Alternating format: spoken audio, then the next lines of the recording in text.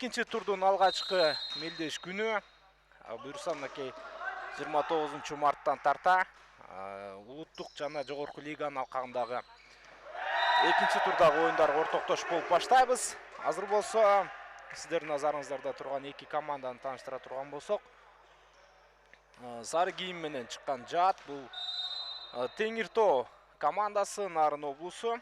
Ага каршы оюн алып барат бул Билим командасы. Ишенал Арабаев атындагы Кыргыз мамлекеттик университетинин курама жаат экендигин белгилеп өтөбүз. Азыр болсо жакшы чабуу 4-чү позициядан мыкты жыйынтык. Кеңестер анда курамдарды бир сыйра тааныштырып өтөлү. Биринчи болуп Билим командасынан баштай турган болсок, 12-чи катар сан менен команданын капитаны Автандил Амангелди уулу.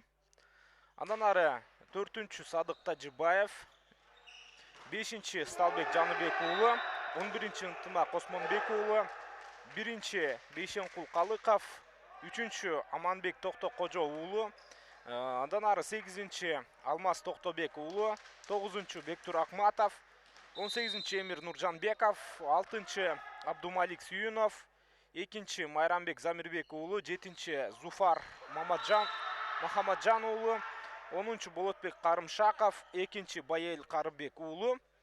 Мына ушул курама буюрса Билим командасынын намысын коргойт. Команданын башкы насаатчысы Нуржанбек Акматов, ал эми команданын жетекчиси Иманканов, команда капитаны Токтогожо уулу экендигин дагы биз айтып өтүшүбүз керек.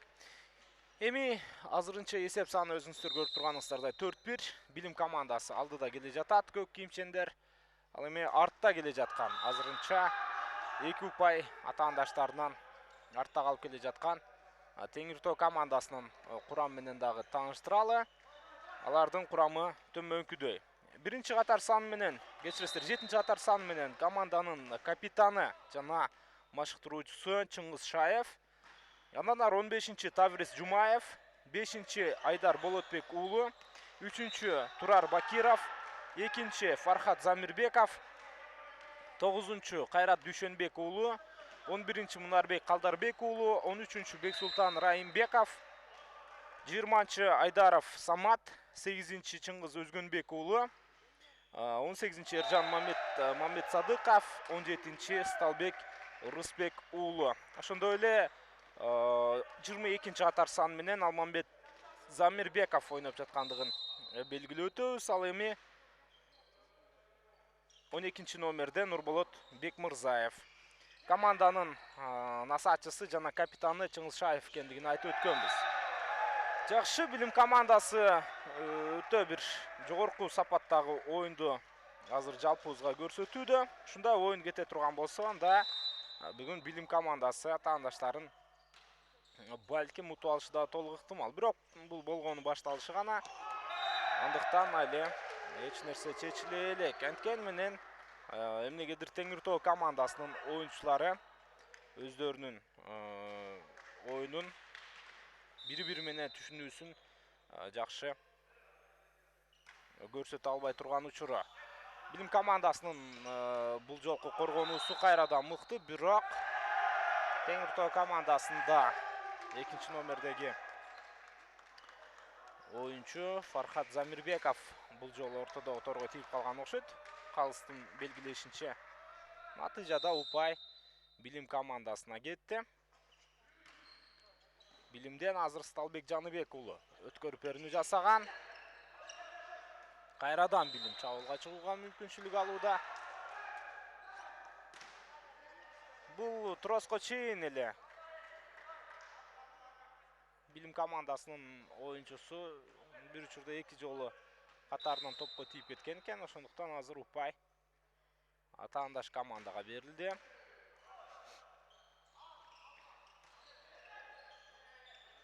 Чабуулдук мүмкүнчүлүк сары кийимчендерде. Жакшы, Теңир Тоо командасынын капитаны азыр Чыңгыз Шаев жогорку деңгээлдеги чабуулду уюштурду жана өз командасына кезектеги упайды алып келүүдө. Азыр болсо топту өткөрүүгө Айдар Болотбек уулу жакындап барган. Айдар Болотбек уулу Теңир Тоо командасындагы мыкты оюнчулардын бири. Бирок Билим командасы татыктуу жооп бере алды. Билимден бул жолу Ынтымак Осмонбек уулу борбордук блоктогу оюнчу. Биринчи темпте жогорку деңгээлде ойногондугун көрдүк. Жада калса азыр Теңир Тоо командасынын кабыл алуусу дагы начар. Мындай кабыл алуу менен команда кыйын абалга кептелиши мүмкүн. Бирок Билим командасы атаандаштарынын кетирген катачылыгын бул жолу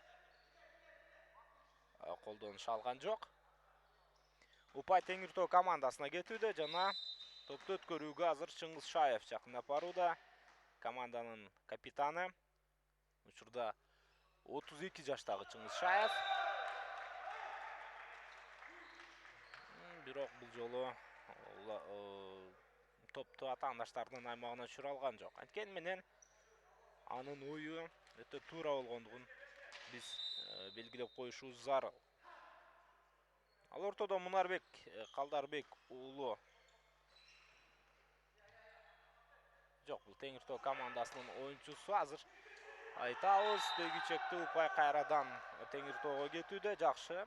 Теңир Тоо оюнчулары акырындап өздөрүнүн абалын, өздөрүнүн оюнун жакшыртып келүүдө. Ырысбек Сталбек уулу бул жолку Упайды өзүнүн эсебине жазгандыгын белгилеп коюшубуз керек. Ал ортодо топту өткөрүүгө Фархат Замирбеков жакындап барууда. Бул да борбордук блоктогу оюнчу.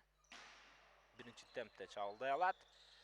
Андан кийин 4-чү позициядан мыкты ылдам чабуул Билим командасынан.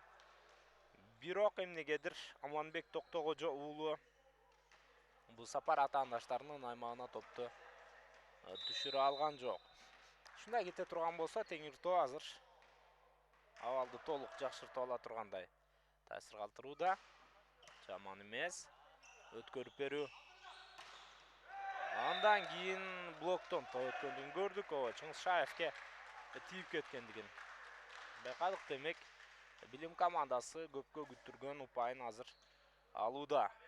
Эсеп саны 11-8. Азырынча Билим дагы да болсо мыкты оюнду көрсөтүүдө. Аманбек Токтогожо уулу команда капитаны өткөрүп берүүнү жасаган. Теңир Тоо командасында кайрадан эле маселе бар. Топту кабыл алууда болгону бул сапар байланыштыруучу оюнчу Мунарбек Калдарбек уулу абалды оңдоп кеткендигин көрдүк. Эми албетте Мунарбектин бул кадамы атаандаштагы Теңир Тоо командасынын кетирген катачылыгын оңдоп кетти. Бирок мындай катачылыктар кете бере турган болсо, анда Билим азыр атаандаштарын бат эле кууп жетиши мүмкүн. Тагыраагы ортодогу айырманы чоңойтуп коюшу да толук ыктымал. 3 топ айырма бар. Ал ортодо топту өткөрүүгө Билим командасынын оюнчусу жакындап барган экен. Жакшы, биринчи темп жогорку деңгээлдеги чабуул баары тең мыкты сапатта орун алды бул сапар. Команданын ушул борбордук блоктогу оюнчусу бул жолу Айдар Болотбек уулу жаңылбасам. Өтө мыкты чабуулду жыйынтыктады. Бирок андан кийин Теңир Тоо азыр оңой эле жөнөкөй бир абалдан топту атаандаштарынын аймагына өткөрүп койгондугун көрдүк.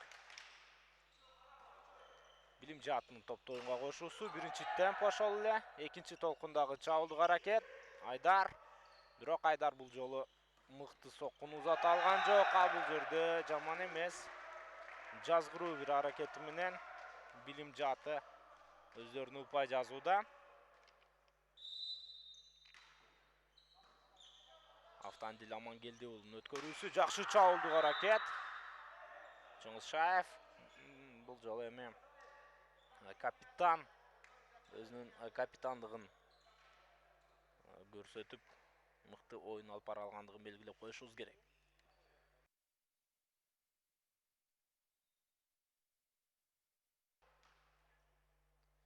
Өткөрүү Теңир Тоо жаатында.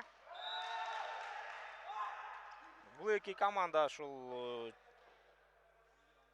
биринчи турдагы оюндарда дагы орто деңгээлдеги оюндарды көрсөттү. Ошондуктан азырынча бул эки команда тең.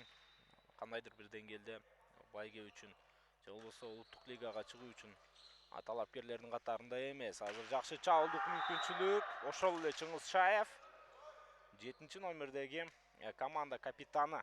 Бул сапардагы абдан сапаттуу чабуул өнүктүргөндүгүн көрүүбүз. Бирок дагы да болсо Теңиртоо атаандаштарынан 3 упай.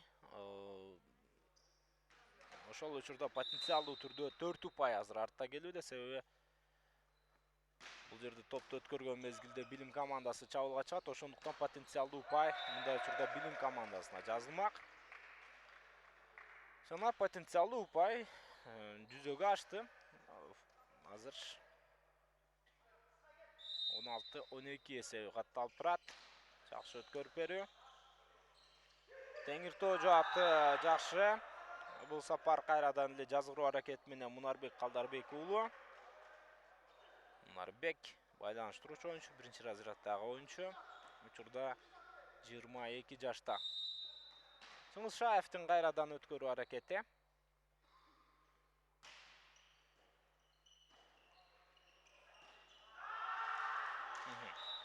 Билим командасы дагы акырындап топту кабыл алууда.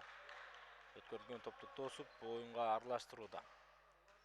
Жөнөкөй катачылыктарга жол бере баштады. Мындай кете турган болсо, чындыгында команданын абалы начарлап калышы мүмкүн. Акырындап Теңиртоо атаандаштарын кууп жетиши толук ыктымал. Мынакей, ортодогу айырма азыр 1 упайга барабар. Ал учурда тайм-аут. Эки команда тең эле тайм-аут ала элек. Балким алгачкы тайм-аутту Билим командасынын маштурчу салышы мүмкүн. Азыр байкай туралы. Жакшы чабуулдук аракет. Топ дагы да болсо көк кийимчендерде калууда. Эми гана Теңиртоо командасынын чабуулдук жүрүшү. Өтө бир кызыктуу жагдайда уланып жаткан упай үчүн өрөөл. Жана бул жерде Мунарбек Калдарбек уулу Теңиртоо жаатынан ортодогу торго тийип калды окшойт. Же туура эмес, техникалык жактан туура эмес.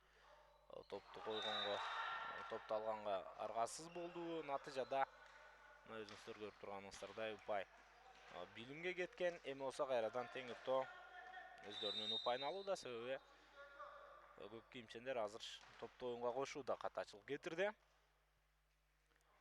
Фархат Замирбеков. Фархат командадагы жаш оюнчулардын бири. Бирок командадагы ушул машыктыруучу, жалпы команда ишенген оюнчулардын бири экендигин да белгилеп коюшубуз керек. Аманбек Токтогожо уулу, команда капитаны, 25 жаштагы. Токтогожо уулунун өткөрүүсү жана бул жерде аут. Калыс аут деген пикирде, бирок чабуул экинчи позициядан Айдар Болотбек уулу тарабынан укмуштуу жогорку сапатта орун алган. Мындай чабуулду ийгиликтүү жыйынтыктоо зарыл болчу. Ошол эле Аманбек кайрадан топту оюнга кошууда жана эйс. Аманбек Токтогожо уулу азыр атаандаштарынын жарым аянтына таамай топту түшүрдү жана тайм-аут. Биринчи тайм-аут бул беттештеги. Жана аны Теңиртоо командасынын оюнчулары азыр алууга аргасыз. Себеби Теңиртоо жаатты азырынча 4 упай айырмасында артта кала баштады. Бул албетте өз сөзүн айтышы мүмкүн алдыңкы убакыттарда, ошондуктан өз учурунда туура бир кадамга барды окшойт Чыңгыз Шаев.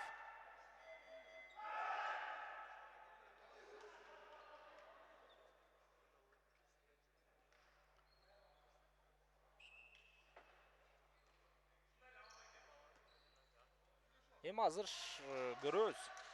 Бул тайм-ауттан кийин Теңиртоонун абалы канчалык деңгээлде өзгөрөт. Өткөрүү аракети Аманбек Токтогожо уулунда. Аманбек буга чейин 2 упайды катарынан капчыкка салган. Азырынча Теңиртоо командасы атаандаштарынын аймагын жара албай турган учуру. Топ дагы да болсо оюнда. Теңиртоо дагы да болсо чабылды. Жана байланыштыруучу оюнчу жакшы эле кадамга баргандай көрүнгөн. Ал бул жерде аутту тосуп алгандай таасир калтырды. Анткени менен эң башкысы Теңиртоо жаата. Тайм-ауттан кийинки алгачкы упайды алууда. Мунарбек Калдарбек уулу байланыштыруучу оюнчу. Жазгырууда жакшы өнөйт экен чындыгында. Бул дагы байланыштыруучу оюнчулар үчүн абдан маанилүү. Кайсыл жерде туура каршы аракетке баруу. 18-22 топту катарынан азыр Теңиртоо командасы өздөрүнүн карамагына жазууда. Ошол эле Мунарбек Калдарбек уулу азыр өткөрүүгө барат. Борбордо жакшы аракет. Диагоналдуу чабуул. Айдар Азамат бул жолу Айдар Болотбек уулу абдан мыкты деңгээлдеги чабуулду уюштуруп алды. 3 топту катарынан Теңиртоо командасы тайм-ауттан кийин иштеп тапты. Бул деген тайм-аут өз учурунда кайсы бир деңгээлде пайдасын тийгизди дегенди түшүндүрөт.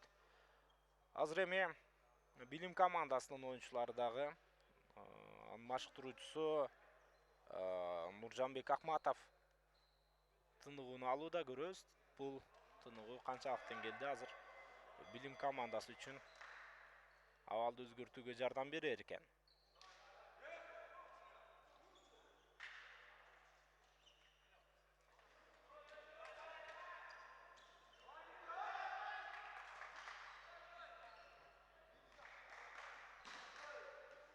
Мунарбек Калдарбек уулу ошол эле Теңиртоонун байланыштыруучу оюнчусу азыр топту оюнга кошот. Жакшы чабуул, мыкты пас жана баары тең жогорку деңгээлде аткарылды азыр. Сталбек Жаныбек уулу бул сапар Билим жаатынан атаандаштарынын аймагына өтө мыкты соккуну узаткандыгын көрдүк. Сталбек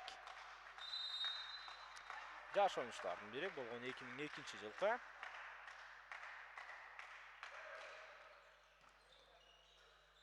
Кайрадан Теңиртоо командасынын чабуулдук аракети.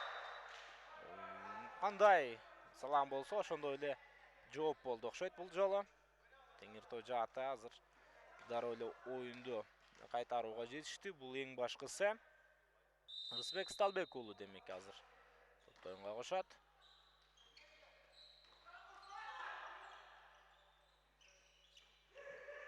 Топ сары кийимчендерде, эми көк кийимчендерде. Блок жаман эмес.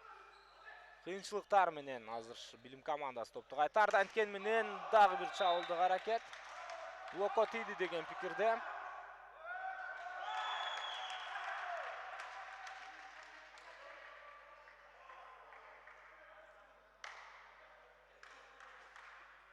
Бул жерде Теңиртоо командасынын капитаны Чыңгыз Шаев блокко тийип кетти деген пикирин айтты, бирок ортодогу калыстар дагы бул абалды жакшы байкашпады окшойт. Натыйжада упайды Билим командасына бергендигин көрдүк. 21-22 азыр Теңиртоо командасынын оюнчусу топту өткөрөт.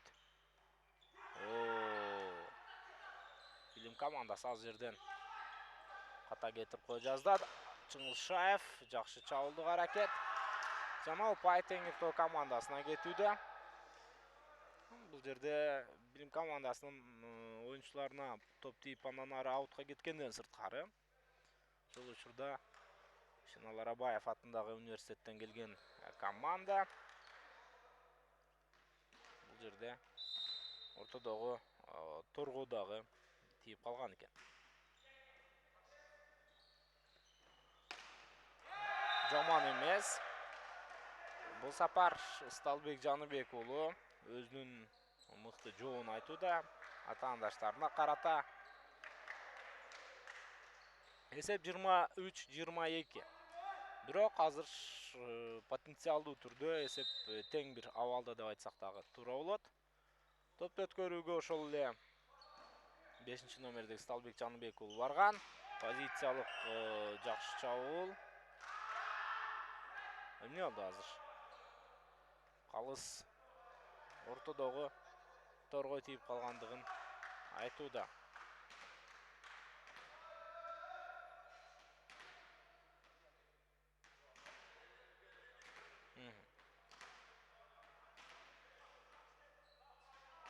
Демек, бар тең жайында Билим командасынын оюнчусу чын эле ортодогу торго тийип калган окшойт. Азыр жакшы өткөрүү болду. Бирок жакшы чабуулдук аракет. Жана упай Билим командасына кетүүдө. Мыкты өткөрүү, мыкты каршы жүрүш биринчи темпте Билим командасынан. Жана сет point. Биринчи партияны бүтүрүүгө азыр Билим жааты толук жакындап келген учуру.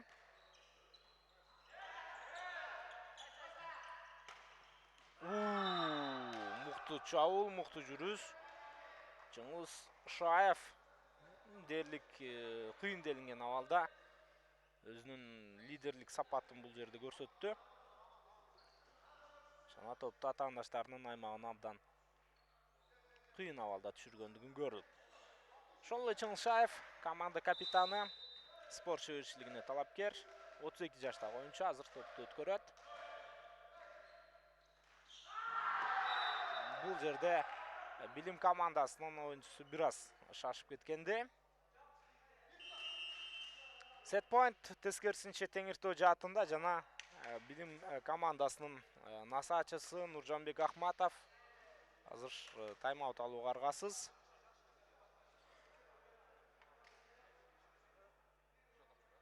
Али биринчи бөлүк, биринчи партия бүтө элек.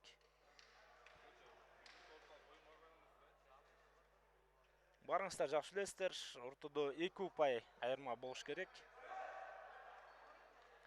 Качан 25ке жеткенде, кайсы бир команда 25ке жеткенде атаандашынан 2 же андан көп упай артыкчылык болушу керек. Эгерде ушундай 25-24 болуп кала турган болсо, анда 2 упай артыкчылыгы болмоюнча оюн улана берет. Чыңгыз Шаев азыр топту өткөрүүгө жакындап барууда. Сет point. Bir сет point бар. Жана бул аут. Же талага түштү деген пикирде Калыс. Жана упай Теңиртөө командасына кетти. Эйс. 1-0. Теңиртөө ошентип бул партияда абдан кыйын абалга кептелгендигине карабастан алгачкы бөлүктөрүндө, алгачкы ошол упайлар көрсөткүчүндө бирок атаандаштарын кууп жетип натыйжада бул бөлүктү утту. Алдыда экинчи партия бизди күтүп турат.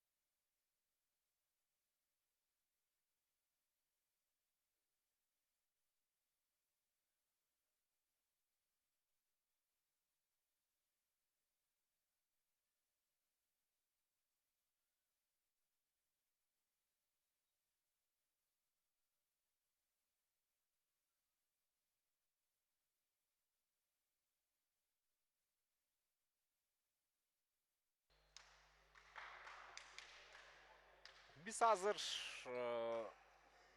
жогорку лиганын алкагындагы. Бул эми деңгээли жагынан 2-дивизион. 2-турдагы алгачкы беттештерге ортоктош болуудабыз. Бүгүн Нарын облусунун Теңир Тоо командасы менен Бишкек шаарынан Ишеналы Абаев атындагы Кыргыз мамлекеттик университетинен билим командасы ойноп жаткан кези. Азырынча эсеп 1-0 партиялар боюнча биринчи бөлүктө 27-25 жок 26-24 эсебинде Теңир Тоо командасы утуп алууга жетишкен. Көрөбүз экинчи бөлүк кандай уланат? Билим командасында бул партияны утууга эле мүмкүнчүлүгү жок эмес. Жана экинчи бөлүктө алгачкы упайды дал ошол билим командасы өздөрүнүн эсебине жазууда. Аманбек Токтогожо уулу команда капитаны өткөрүүнү жасаган. Ал ортодо эки оюнчу тең ортодо оторго тийгендей көрүндү эле, бирок калыстардын пикири боюнча биринчи болуп дал ошол билим командасынын оюнчусу топко тагыраак ортого тийип алган. Мунарбек Калдарбек уулу өткөрөт.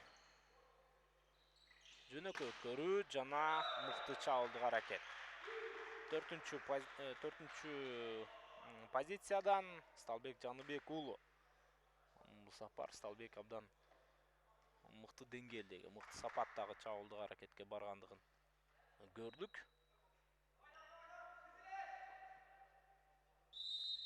Эсеп азырынча бул партияда 2-1 билим командасы алдыда.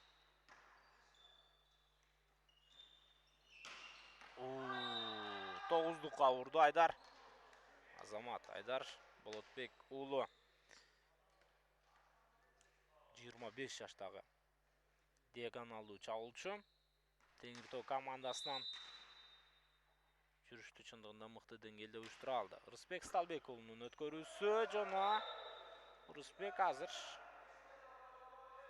өз командасынын алдыга жетелөөдө. Жөнөкөй эле өткөрүлгөндөй көрүнгөн топ, бирок атаандаштар үчүн кабыл алууда кыйын абалды жаратууда. Рысбек Сталбек уулу 18 жаштагы оюнчу. Рысбек 2003-жылкы чамамда мектеп окуучусу. Рысбек азыр 2 топ катарынан алууга жетишти. 3-чү өткөрүүсү анын бул жолу да мыкты, жаман эмес, бирок билим командасынын оюнчулары мыкты коргоно алган. Анткени менен чабуулга чыгууда азыр билим жаатында маселе жаралды. Эсеп азырынча 5-2 жана Нуржанбек Акматов билим командасынын насаатчысы тайм-аут алууга аргасыз. Сонун командасы экинчи бөлүктө өтө начар баштагандыгы айтпасак деле көрүнүп турат. Ал эми Теңир Тоо командасынын оюнчуларында азыр абал кыйла жакшы. Алардын маанайы дагы жакшы болуп тургандыгын көрүүдөбүз.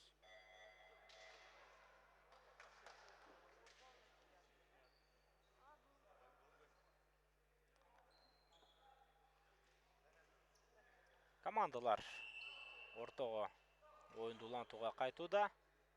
Ал эми топту өткөрүү мүмкүнчүлүгү дагы да болсо Теңир Тоо командасында калат. Ал мезгилде билим командасынан Сталбек Жаныбек уулунун ордуна азыр алмашуу болду. Сталбек Жаныбек уулунун ордуна Зуфар Мухаммаджан уулу чыккандыгын белгилейбиз. Жакшы чабуулдук аракет. Билим командасы дароо мыкты жүрүштү жасай алды жана упай тайм-ауттан кийин символикалык түрдө дал ушул көк кийимчендердин пайдасына жазылууда. Автандил Амангелди уулунун өткөрүүсү, ой-ой-ой. Теңир Тоо командасынын оюнчулары бири-бирин оңой менен түшүнө алган жок. Анткени менен абалды сактап калууга жол тапты. Чыңгышаев жана блокко чыккан оюнчулардын бири ортодо оторго тийгендигин көрдүк.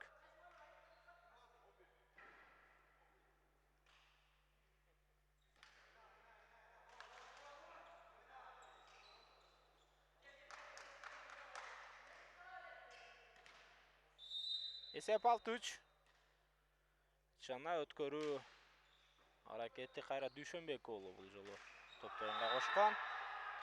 Билим командасы эмнегедир шашып чабуулга чыгып жаткандай таасир калтырат.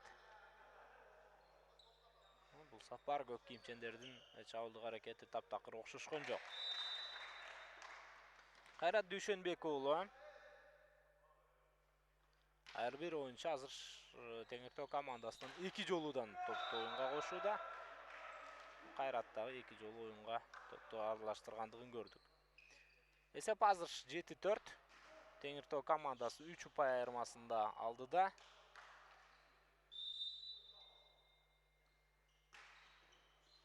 Зуфар Махамаджановдун өткөрүүсү. Жана бул жерде ким ортодогу торго тийди.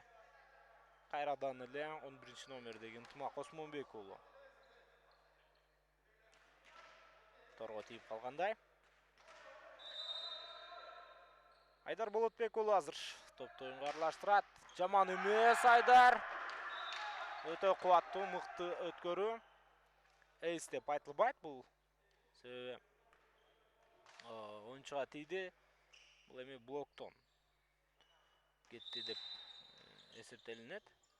Эйс качан таптаза, эч кимге тийбестен аянтчага түшкөндө айтылаарын белгилеп коюшубуз керек. 14 ал ортодо 6 упай айырмасында Теңиртөө. Экинчи бөлүктө атаандаштарынан ишенимдүү түрдө алдыда келүүдө. Зуфар Махамаджановдун ордуна кайрадан Сталбек Жаныбек уулу өзү чыкты. Бочен Сталбекти алмаштырган болчу Зуфар.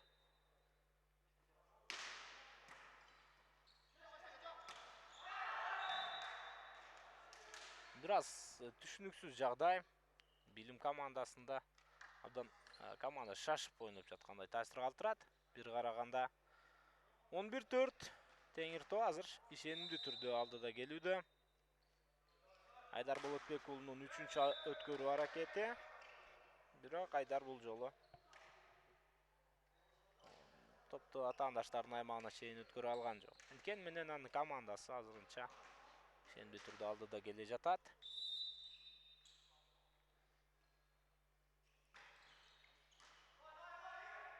Теңиртөө командасы биринчи толкун, биринчи темптеги жүрүш, эми бул көбүрөөк жазгыруу аракети болду. Жаман эмес. Фархат Замирбеков өзүнүн пайдасын упай жазгандыгын көрдүк. Ал ортодо Жылшаев команда капитаны азыр топто өткөрөт. Жакшы деги чекти, блоктон топ кайткан менен бул сапар упай Теңиртөө командасына жазылат.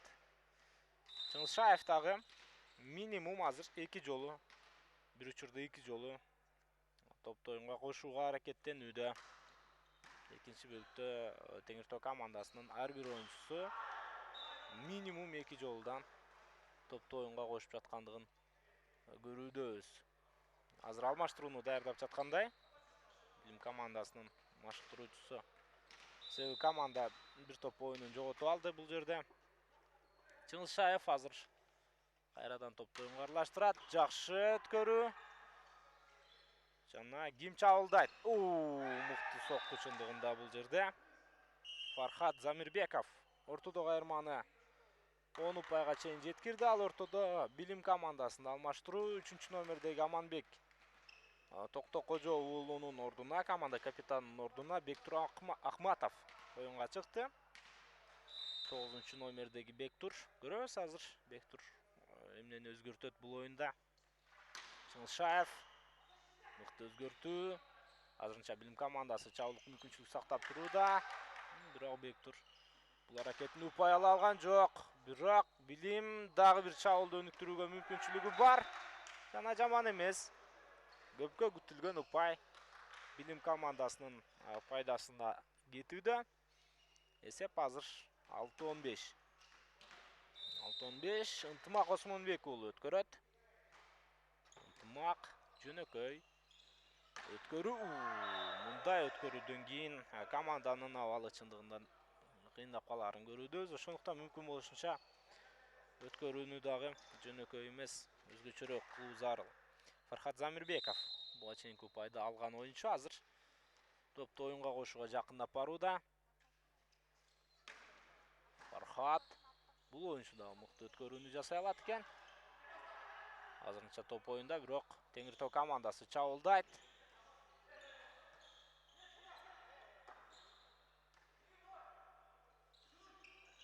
Айдар Болотбек уулу.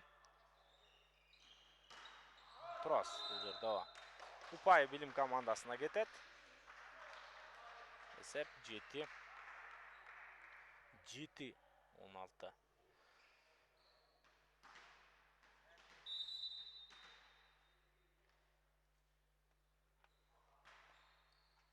Азыр билим командасынын өткөрүү аракети, андан кийинки чабуул сол тараптан 4-чү позициядан жүргөн. Бул жолу Рысбек Сталбек уулу өз командасына упай жазууда.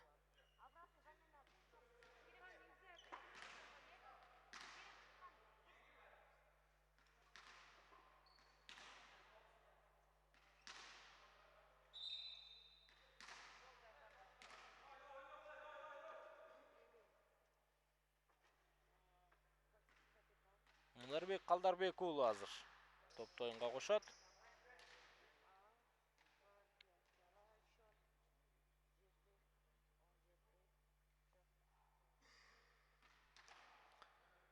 Туура эле, баары тең өткөрүп берүү Мунарбекте.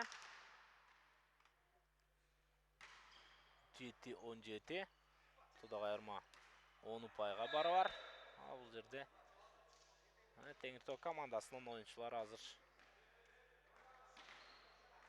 өткөрүүдө 2 ирет кармалган жок.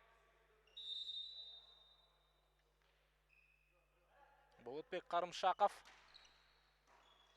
топты оюнга кошкон. Болотбек, бирок Болотбектин өткөрүүсү атаандаштарына көп деле маселе жаратпады окшойт.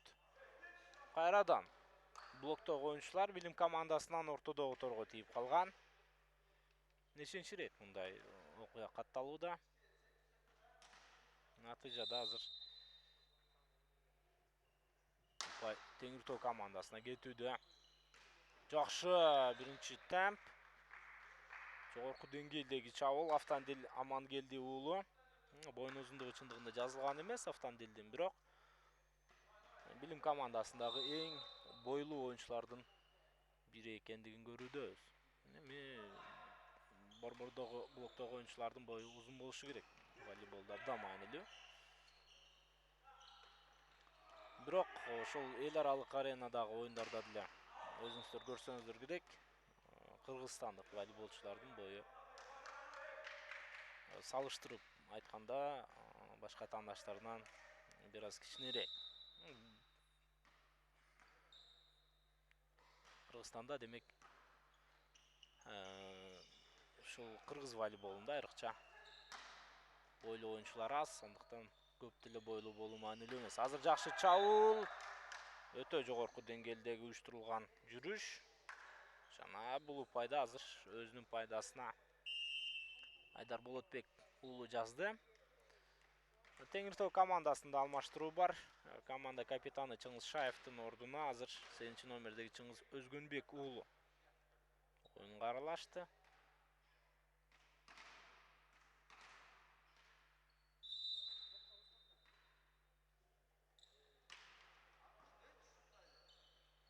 Өтө жакшы азыр билим командасы. Ынтымак Осмонбек уулу Азамат командалаштарынын духун көтөрө тургандай бир чабуулдук аракет болду окшойт. Кайруу алмаштыруу оюнга Аманбек Токтогожо уулу өзү чыгууда, команда капитаны. Жана азыр өткөрүп берүүгө жакындап барган Сталбек Жаныбек уулу. Жакшы диагонал. Жана бул жерде албетте кубаттуу деле сокку болгон эмес. Теңир Тоо командасынын оюнчусу Айдар Болотбек уулуна. Бирок атаандаштары бул топту ала алган жок. Демек Айдардын өзүнүн көксөгөн максаты ишке ашты десек болот. Жана эйс ооба. Бул жолу Айдар эйсти жаратууда. Анын өткөргөн тобу атаандаштарынын аймагына таамай түштү. Демек эсеп 21-11. Кайрадан ортодогу айырма 10 упайга барабар.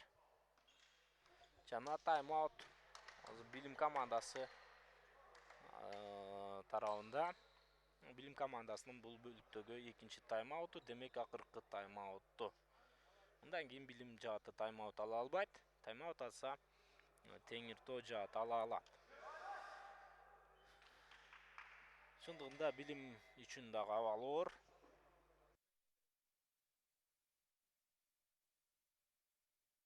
Себеби Теңиртоо командасы азыр жалпы партиялар боюнча 2-0 эсебинде алдыга чыгып кетсе, аны кууп жетүү укмуштуу кыйын абалды жаратары турган иш. Сталбек Жаныбек уулу өткөрүп берүүнү жасайт. Жакшы Сталбек.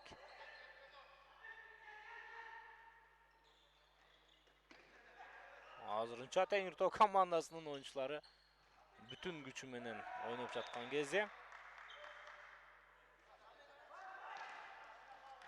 Жана алмаштыруу ал ортодо. Айдар Болотбек уулунун ордуна азыр Эржан Мамбет Садыков оюнга чыкты. Эржан дагы 17 жаштагы оюнчу. Жакында 18ге чыгат. Ал ортодо топту өткөрүү мүмкүнчүлүгү Билим командасында жана Алмаз Токтобек уулу өткөрүп берүүнүн жанында турат. Алмаздын бул жолку топту оюнга кошуу аракети жаза басты.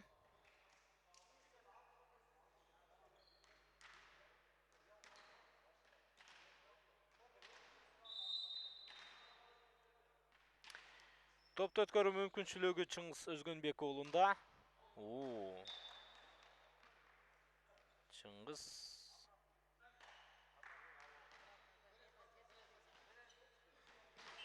ал ортодо мынакей Теңиртоо командасынын оюнчусу бир аз жаракат алып калгандай жана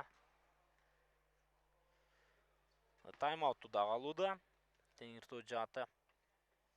Эми алар балким оюндун жүрүшүн өзгөртүү үчүн эмес, балким бир аз тыныгуу үчүн алууда окшойт. Анын үстүнө 8 номердеги оюнчу Чыңгыз Өзгөнбек уулу ошо секирип түшкөн учурда бир аз бутун орто болгондой көрүндү. Бизге жеткен маалыматтар боюнча буга чейинки оюндардын биринде ал бутун кайрып алган, ошондуктан азыр оюнду чамамда мындан ары уланта албайт окшойт.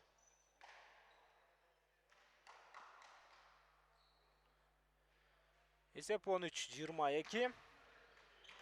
Ал ортодо Ынтымак Осмонбек уулу топту оюнга аралаштырат. Жакшы өткөрүү. Билим командасы дагы да болсо оюнда окшойт. Эми оюнда кендиги көрүнүп турат, бирок алардын бул бөлүктө жеңишке жетүүгө канчалык деңгээлде күчү жетет, эрки жетет. Азырынча эми ал дагы абдан маанилүү нерсе. 23-14, 9 упай айырмасында Теңиртоо кайрадан алдыда.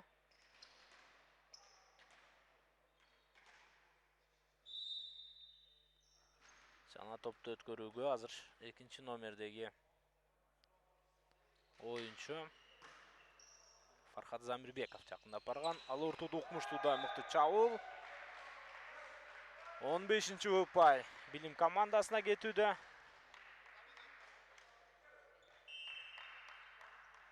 Жана Теңиртоо командасында дагы алмаштыруу. Азыр 9 номердеги Кайрат Дүйшөнбек уулунун ордуна 22 номердеги Алмамбет Замирбеков оюнга чыкты.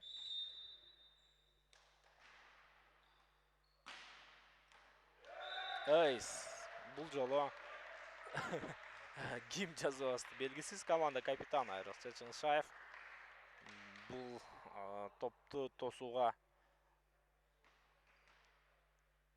эмнегедир кыймылдап да койгон жок. Болбосо дал ошонун аймагына топ келген болчу. Аманбек Токтогожон уулунун экинчи өткөрүүсү бул жолу ортодогу тордон артка кайтты. Команда капитаны бирок буга чейин эсти жараткан болчу.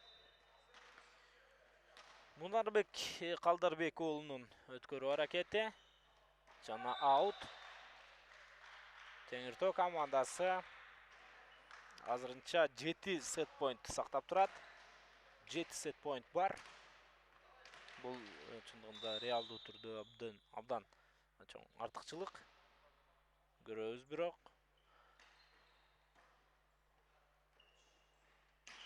Жакшы чабылдык аракет.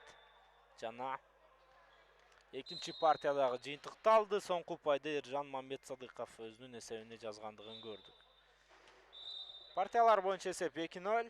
Теңиртөө командасы азыр атаандаштарынан алдыда келе жатат. Биз 3-чү бөлүктү күтүп калабыз. 3-чү бөлүк балким жыйынтыктап коюшу мүмкүн. Бул беттеште себеби азыр бир эле партияны Теңиртөө ала турган болсо анда беттеш бүтөт. Ошондой урматтуу мекендештер, алыстабай туруңуздар, бир аздан кийин жолугабыз.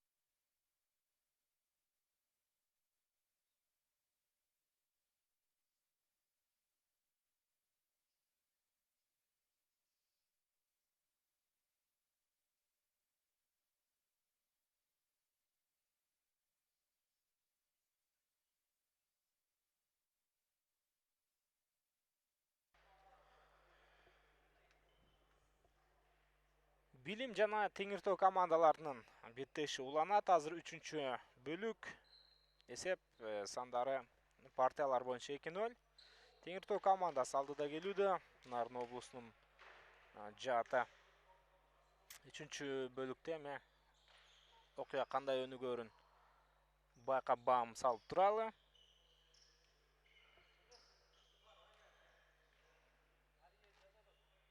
Топ азыр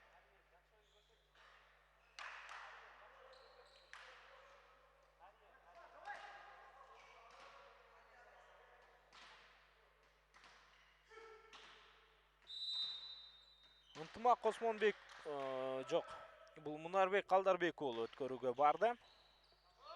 Теңиртөө командасынан жаман эмес. Жана алгачкы упай. Бул жолу Билим командасынын оюнчулары техникалык ката кетирген экен. Демек алгачкы упай Теңиртөө командасына берилүүдө. Эми техникалык деген ортодо торго тийип калуу же болбосо чийиндик эс өтүү ушул сыяктуу.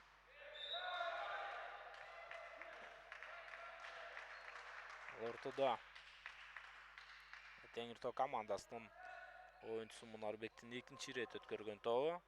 Бул сапар ортодо тордон өтпөдү. Садык Тажибаевдин өткөрүү аракети. Андан кийин жакшы чабылдык аракет. Бирок аут. Топ аутка түшкөндүгүн көрдүк, бирок Айдар Болотбек уулу бул жолу дагы абдан сапаттуу чабуул уюштургандыгын көргөнбүз.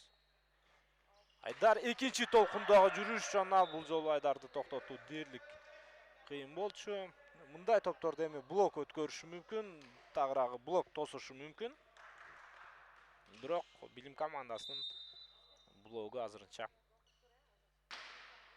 мындай топторду кайтара элек. Жакшы чабуул. Топ Теңиртау командасында. О, дерлік түшіп бара жатқан топты. Тобокел бір чабуылға алған Чыңызшаев. Жана анын тобы. Бұл рет атаандаштарынын аймағын өткөн жок.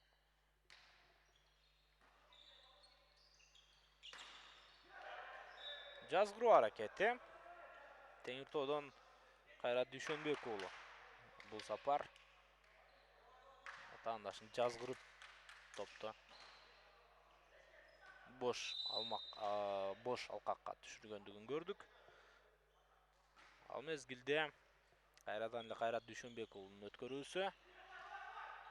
Топ Теңиртоо командасында калууда. Балким өтө кубаттуу сокку болушу мүмкүн деги чекти. Болотбек уулу Айдар 5 номердеги азырынча Теңиртоо командасынын эң башкы чабуулдук күчү. Өз командасына 4-чү упайды алып келүүдө. Кайрат Дүйшөнбек уулу анын кезектеги өткөрүү аракети жана жакшы чабуулдук аракет болушу керек эле. Билим командасында бирок билим оюнчулары дагы да болсо өздөрүн таба албай кыйналууда. Эсеп 5-3.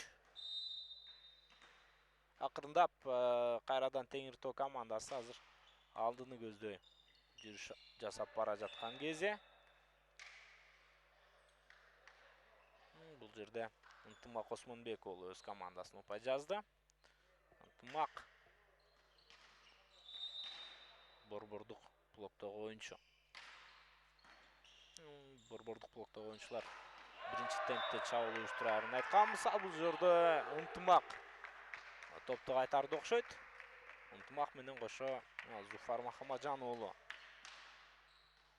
блокко чыккан болчу. Эсеп 5-5 азыр билим командасы дароо эле атаандаштарын кууп жетип келди. Бирок Айдар Болотбек уулу азырынча тек гана Теңиртоо командасында эмес, бул оюнчу жалпы ушу беттештин жүрүшүндө эң мыкты оюнду көрсөтүп жаткан маалы. Айдар Болотбек уулу 25 жаштагы оюнчу. Балким ушундай жакшы оюну жүрүшө бере турган болсо, Теңиртоодон дагы күчтүүрөөк командалар бар. Ошондой күчтүүрөөк командаларда күчүн сыноого мүмкүнчүлүк алышы мүмкүн.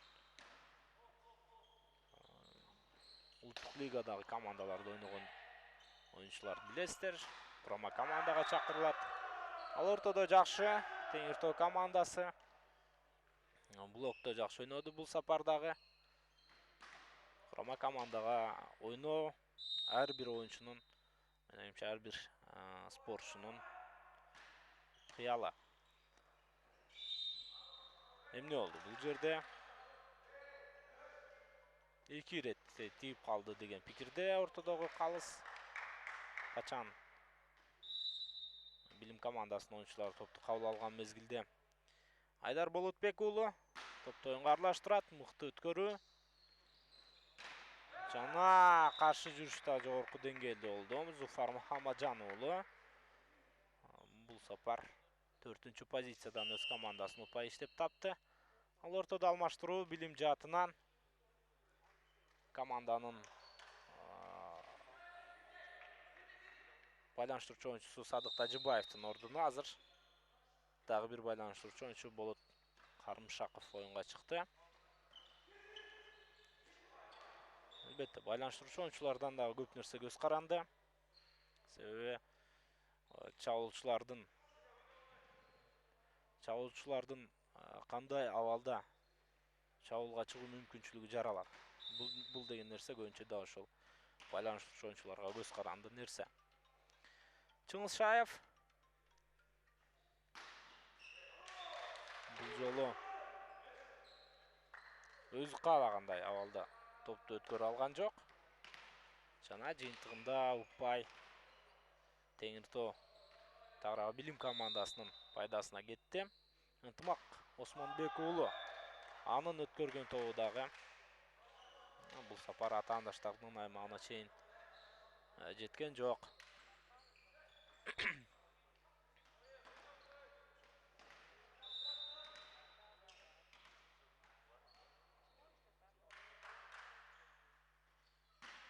Farhat Замирбековдун өткөрүүсү.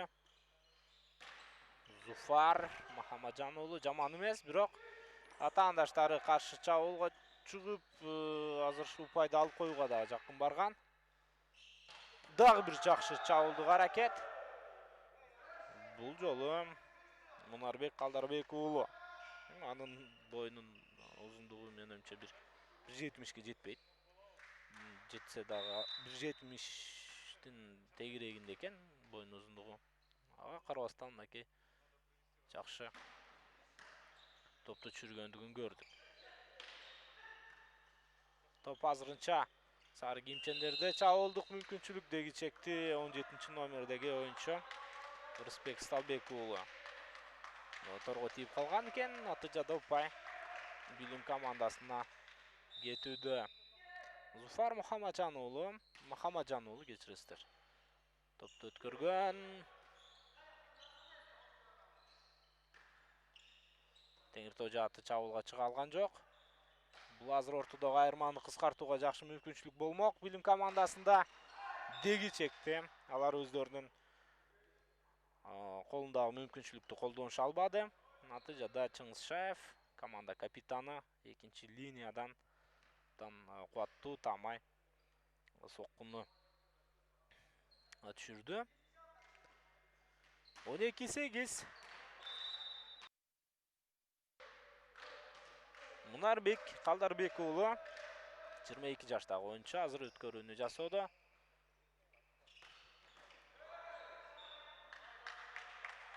Жакшы, Билим командасынан азыр экинчи позициядан Сталбек Жаныбек уулу жакшы ойноду.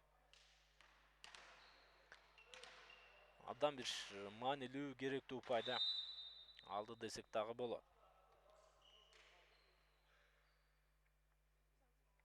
Болотбек Карымшаковдун өткөрүүсү. Болотбек атаандаштарынын алсыз жерин таап туруп өткөрүү жасагандай. Себеби өтө жакшы.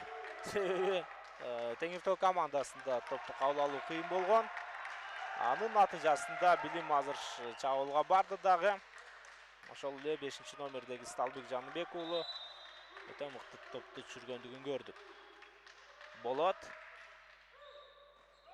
Бул жолу Болотбек Карымшаков азыр атаандаштардын аймагына топту тамай түшүрдү. Акырындап азыр күчтөнө баштагандай Билим командасынын оюнчулары.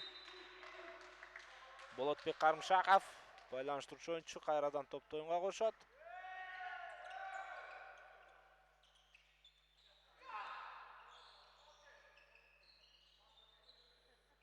Теңиртоо командасында азыр чабуул уюштуруу мүмкүнчүлүгү жана Билимдин айырманы жок кылабыз, эсепти теңейбиз деген оюн. Бул жолу Чыңгызшаев команда капитаны азырынча жокко чыгарды. Жана өткөрүү аракети Рысбек Сталбек уулунда. Рысбек жакшы өткөрүү. Андан кийин биринчи темп. Жаман эмес азырынча биринчи темп. Автандил Амангелди уулунун аткаруусунда. Автандил болгону 19 жаштагы оюнчу.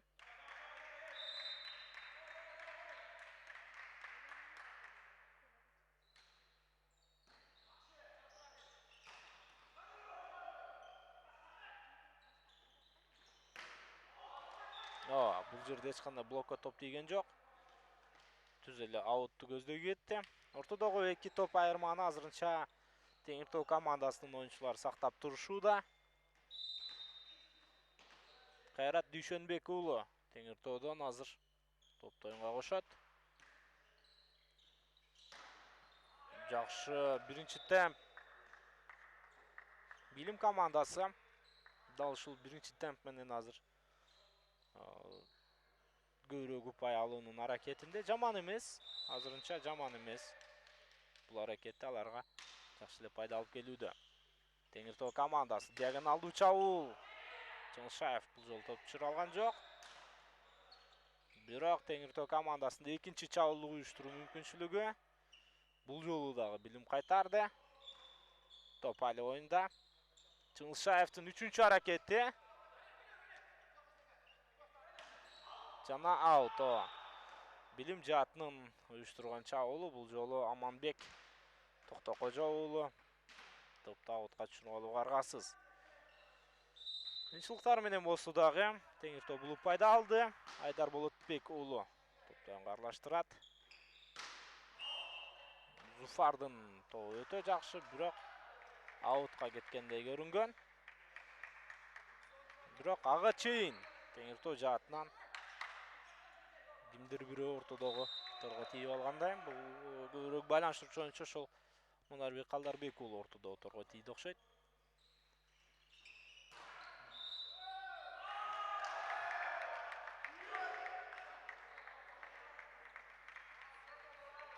Экинчи линиядагы оюнчу бул сапар алдыңкы зоналарга кирип кеткен.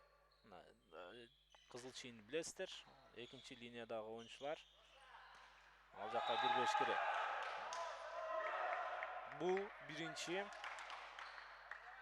5-чи жана 6-чы позициялар. Ал ортодо Билим командасы бул бөлүктө кайрадан алдыга чыкты жана Теңиртоо командасынын өкүлдөрү азыр тайм-аут алууга аргасыз. Катарынан Билим 3 упайды азыр өздөрүнүн эсебине жазды. Мында кете турган болсо Теңиртоо бул бөлүктү алдырып коюшу мүмкүн. Бул бөлүктү алдыргандан кийинки бөлүктү жана андан кийинки партияны Теңиртоо утат деп эч ким кепилдик бере албайт. Ошондуктан азыр ушул бөлүктү утуш үчүн Теңиртоо аракетти көрүшү шарт. Ал эми Билим командасы алар дагы бул партиядан кийинки бөлүккө өтүүнүн айласын издешет. Абдан маанилүү Билим командасы үчүн дагы бул партия. Жакшы Чыңылышаев, бирок азырынча топ оюнда. Чыңылышаевдин дагы бир чабуулдук аракети жаман эмес. Команда капитаны бул сапар жогорку деңгээлдеги чабуулду уюштура алды. Эми Чыңылышаев көп убакыттан бери ушул волейбол тармагында волейбол көрөрмандарына жакшы эле таанымал болуп калды. Бою албетте бир аз кичинерээк болушу мүмкүн. Чабуучуларга мүнөздүү эмес, бирок ал жогорку деңгээлде ойун алып бара алат. Топ айыл оюнда түшүп калгандай көрүнгөн, бир караганда. Бирок Зуфар бул жолу чыгарып кеткен экен. Азырынча Билим командасынын оюнчулары акырына чейин жакшы ойнодо. Зуфар, Чыңылышаев.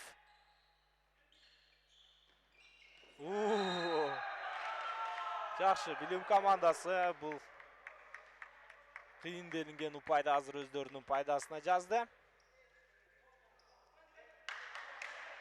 Команда чындыгында абдан берилип, акыркы күчү калгычакты азыр оюнду алып барууда. Ушундай оюнду көрсөтүш керек. Ошондо гана командада жеңишке жетүү бир мүмкүнчүлүктөрү жаралышы мүмкүн. Ансыз жок. Азыр 17-17 топту өткөрүүдө Билим оюнчулары жаза басты. Жана топту оюнга кошууга Фархат Замирбеков жакындап келүүдө. Бул эми Теңиртоо командасынан.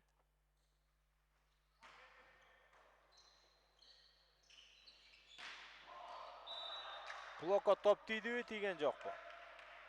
Ортодогу калыс тийбеди деген пикирде. Башкы калыс. Жана упай Теңиртоого кетти. Ошол эле Фархат Замирбеков азыр топту оюнга кошкон. Бирок бул жолу Фархаттын тобу өткөн жок. 18-18. Командалар 3-чү бөлүктө биринчи сеттегидей азыр өтө тең абалда кетүүдө. Жакшы. Теңиртоо командасы бул упайды салкын кандуулук менен өздөрүнүн пайдасына жазды. Кайрат Дүйшөнбек уулу, 21 жаштагы Кайрат. Борбордук блоктогу оюнчу. Бул упайды алды азыр. Кайрадан өткөрүү. Теңиртоо командасынын оюнчулары Топту сактап калган. Билим командасында чабуулдук аракет. Блоктон топ кайткан экен демек. Oyun улам жаткандыгына карай турган болсок, Чыңгызшаевдин экинчи линиядан узаткан тобу бул сапар упай алган жок. Анткени менен Билим командасы чабуулга чыккан мезгилде Теңиртоо дагы коргонууда блокто жакшы ойноду. Эсеп азыр 20-18. Эки топ айырмасында Теңиртоо командасы ишенимдүү түрдө алдыда келе жаткан маалы.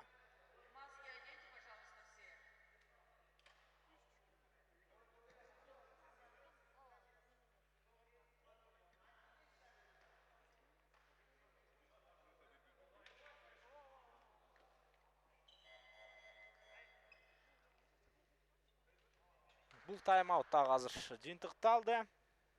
Тайм-ауттар боюнча 1-1. Биринчи тайм-аутты 3-чү бөлүктө Теңиртоо командасы алган болчу. Эсеп 15-16 болуп жаткан мезгилде. Азыр болсо Теңиртоо командасы бул тонугун алууга аргасыз болду. Шынына топту оюнга кошууга азыр ошол эле Мунарбек Калдарбек уулу жакындап барган. Айдар Болотбек уулу жакшы. Өзгөчө бир маанилүү упай Теңиртоо командасы үчүн кетүүдө, себеби 3 упай артыкчылык бул учурда командага абдан чоң дем күч берет. Билим командасы эмнегедир жакшы эле ойноп келе жаткан. Бирок акырындап кайрадан өздөрүнүн оюнун жоготуп алды. Чабуулдук мүмкүнчүлүк Билимде. Жакшы, бирок коргонууда азыр Мунарбек Калдарбек уулу жакшы ойногон. Анткени менен бул упай Билим командасына кетүүдө. Эсеп 19-21. Болотбек Карымшаков азыр топту өткөрүүгө барат. Болотбек буга чейин өткөргөндө катарынан 3 упайды алган болчу Билим командасы. Көрөбүз азыр. Бул жолу андай болбойт окшойт. Себеби Билим командасын тагыраагы Теңиртоо командасы жакшы чабуулдай алды. Кайрадан Айдар топ али оюнда. Дагы бир жолу Айдар Болотбек уулу дагы да болсо топ оюнда. Жана дагы да болсо топ оюнда сакталып турган кези.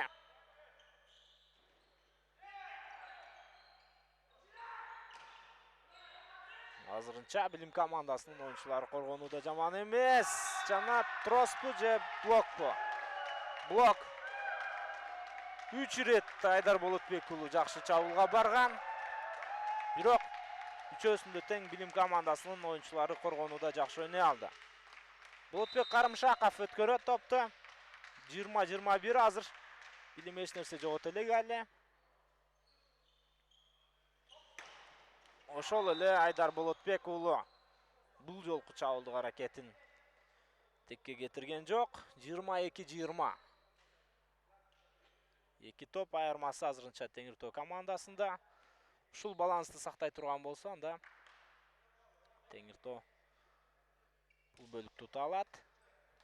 Ошондуктан мүмкүн болушунча азыр Билим командасынын оюнчулары катарынан упай алууга аракет көрүшү керек.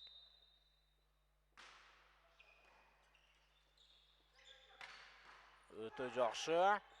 Чыңгызшаев кандай жагдайда топту токтотуп калгандыгын көрдүк. Дагы бир мыкты чабуулдук аракет. Бул жолу Аманбек Токтогожо уулу өз командасын упай алып келүүдө. Алмаштыруу бар ал ортодо. Автандил Амангелди уулунун ордуна азыр 13-чү катар санында ойногон Билим командасынын оюнчусу оюнга аралашты. Күтө туралы эми бул позициялык, тактикалык бир алмаштыруу десек да болот. Жана блоктон кайткан топ аутка кетүүдө. 23-21.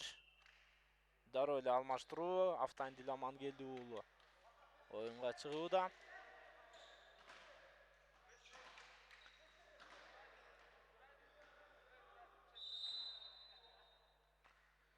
Теңир Тоо жаатынан азыр Кайрат Дүйшөнбек уулу топто оюнга кошууда. Бул талаага түштү. Өтө бир сапаттуу чабуулду уюштургандыгын көрдүк бул кийимчендер. Жаман эмес. Билим командасы али оюнда. Бул бөлүктү утуп алууга команда азыр бүт аракетин көрөт. Аманбек Токтогожо уулунун өткөрүүсү. Айдарбек Болотбек уулу мындай чабуулдарды ал оңой менен текке кетирбейт экен. Айрыкча блок атаандаштары тарабынан дээрлик коюлбаган мезгилде. Жакшы, Айдар өзү азыр топто оюнга кошууга жакындап барууда. Бул матч поинт, 2 матч поинт бар.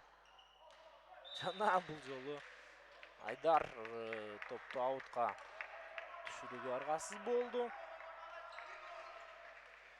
1 матч поинт Теңир Тоо командасында. Ал эми Билим командасы ушул упайды алыш керек азыр. Оюнду сактап калыш үчүн. Жана байкай туралы. Жакшы, Теңир Тоо командасынын капитаны Чыңылшаевдин чабуулдук аракети. Экинчи толкундагы жүрүш жана Чыңылшаев бул жолу мүмкүнчүлүктү текке кетирди. Ошол учурда Билим командасынын оюнчулары деле абалды текке кетирип алгандыгын көрдүк. Андан кийин блоктон топ аутка түштү. 25-23. Үчүнчү бөлүктө дагы Теңир Тоо командасы мыкты болуп чыгып, натыйжада 3-0 эсебинде бул беттешти өздөрүнүн пайдасына жыйынтыктады. Биз албетте Нарын облусунун Теңир Тоо командасын жеңиш менен куттуктайбыз. Ал эми урматтуу мекендештер, кимде ким дагы ушул Теңир Тоо командасына көрмандык кылган болсо, сиздерди да куттуктап өтөбүз. Алдыда кызыктуу беттештер КТРК Спорт телеканалынан уланат. Андыктан биздин каналдан алыстабай туруңуздар.